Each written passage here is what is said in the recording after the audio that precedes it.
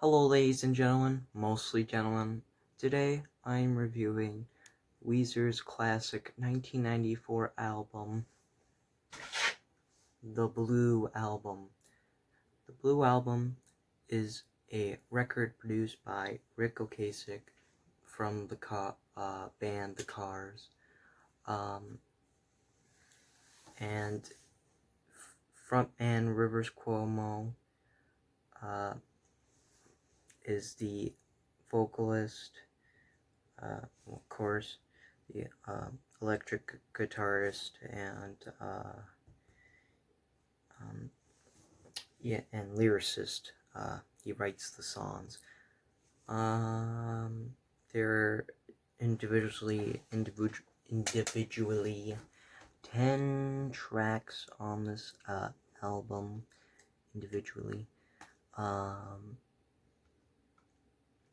The track names are My Name is Jonas, No One Else, The World Has Turned and Left Me Here, Buddy Holly, Undone the Sweater Song, Surf Wax America, Say It Ain't So, In the Garage, Holiday, and lastly, Only in Dreams.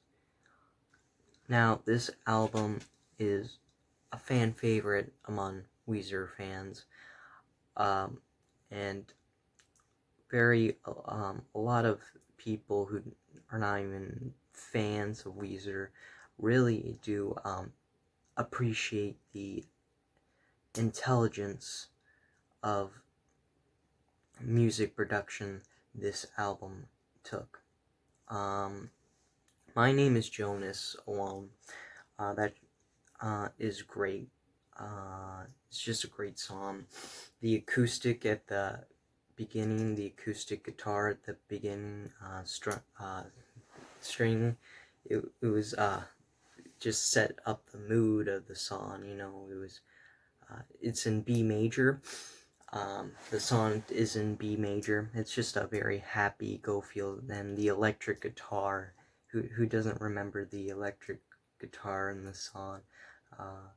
The guitar solo. It was pretty good. And the lyrics are amazing. The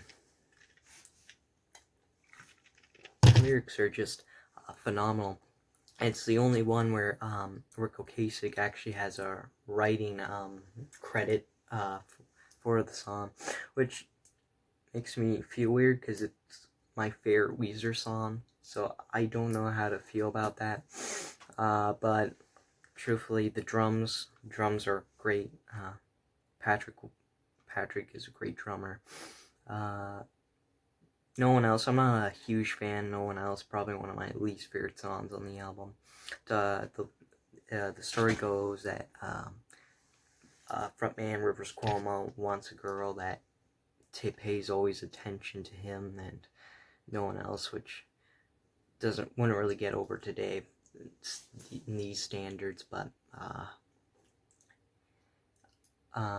back then, you know, the lyrics go. One of the examples is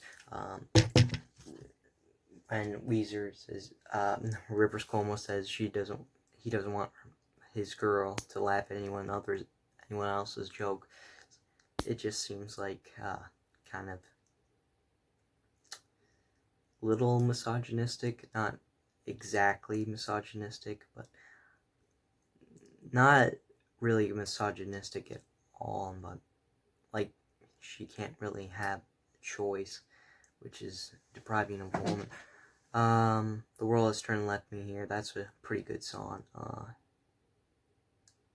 Great electric guitar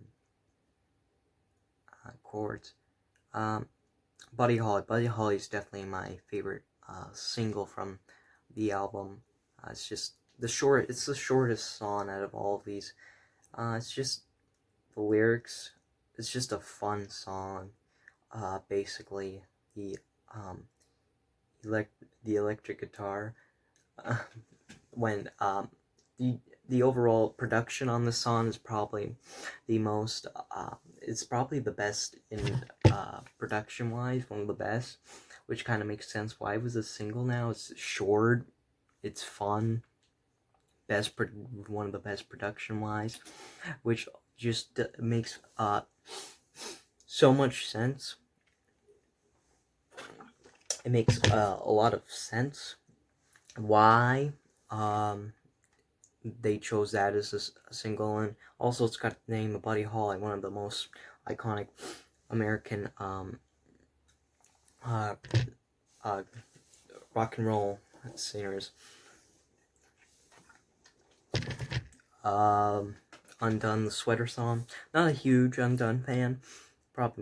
It's definitely my least favorite single song. It's just maybe goes on for a little too long. It's very slow pace. The tempo is 80 beats per minute, so 80 BPM. So it's a little too slow for me, and the lyrics are not that. It's trying to be something it's trying to be something serious and terrific, and nobody found that. It's trying to be something more than what it really should be, and I don't think Weezer should ever feel the pressure to do that. Surf Wax America, I think that's my second favorite song on the album. It's just I think, no, you know what, it's my third favorite. Buddy Holly's my second. But Surf Wax America, it's just a fun little song. I like when the tempo just slows down all of a sudden. The song just slows down, and you can only hear what I believe is the acoustic guitar just doing strumming, not strumming, but you just hear the acoustic guitar and Rivers Cuomo's vocals just singing the lyrics very slowly, and then all of a sudden it goes like burst, and it just bursts out, and the electric guitar just comes out, and Rivers Cuomo is a great electric guitarist, but Saying Ain't So, probably the most well-known single on the album. It's the one with the most Spotify plays, and the Apple Music plays, and Pandora plays. Makes sense to me. Why? Because it's just a very relatable song. It's the most relatable on the album, for sure. You don't really get any more relatable than this. I'm not a big Saint Ain't So fan, I have to say.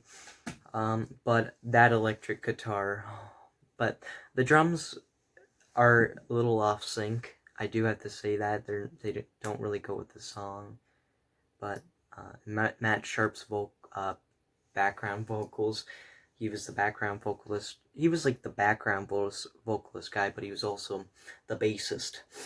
It was weird. Anyway, Saint Ain't So, just great electric guitar breakdown. Doon doon doon doon doon doon, and then Rivers Cuomo is just basically screaming the lyrics Saint Ain't So, which the single song is called. In the Garage. In the Garage is pretty great. It's my fourth favorite song on the album, I would say. Maybe third. Maybe it's better than Surf Wax America, I don't know. But In the Garage I think it's even more relatable than Saint Ain't So.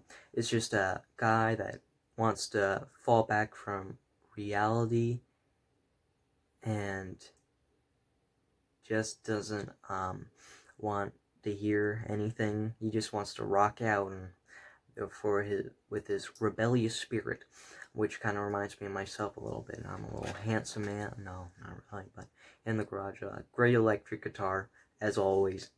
Weezer has great electric guitar motives. Also the bass.